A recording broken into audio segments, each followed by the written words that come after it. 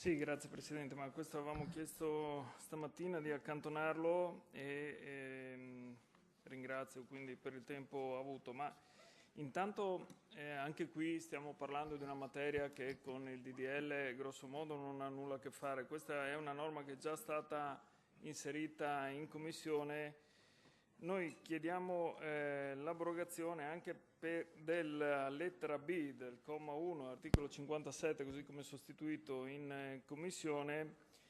che di fatto è la norma che vieta i trasferimenti e la contribuzione di fondi pubblici alle società partecipate della nostra Regione che si trovassero nella condizione di aver predisposto almeno 3 bilanci consecutivi in perdita. Allora, da quello che ho capito io dalla discussione fatta in Commissione, questa normativa ormai sarebbe ridondante, quindi andiamo a modificarla,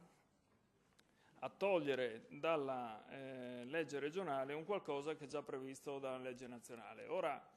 a parte che ci sono state delle recenti modifiche alla legge di stabilità che è intervenuta proprio su questa materia,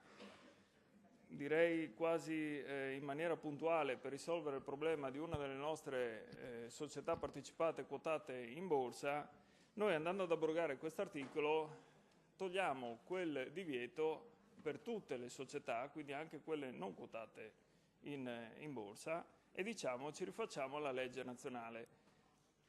Allora qui però vorremmo o avremmo voluto capire qual era l'intenzione dell'amministrazione regionale, perché se dobbiamo rifarci del tutto a quelle che sono le normative nazionali, e allora invece di abrogare solo un articolo della legge regionale 10 possiamo abrogarli tutti, perché intanto le leggi nazionali prevedono già una normativa sulle società partecipate e quindi perché dobbiamo mantenere in piedi una legge che anche quella diventa una copia di quella nazionale? Altrimenti, se noi vogliamo mantenere quella che può essere l'autonomia concessa alla Regione per l'organizzazione anche dei propri enti regionali e delle società ovviamente partecipate, non capiamo perché interveniamo e ci vogliamo adeguare a quello che è la normativa nazionale, anche perché rischiamo di dire due cose: che noi manteniamo la volontà di organizzare in maniera autonoma quella che è appunto la struttura regionale, però se togliamo questo elemento rischiamo di non adeguarci alla normativa nazionale, ma di poter come Regione dare contributi e dare anche aumenti di capitale alle società partecipate qualora non fossero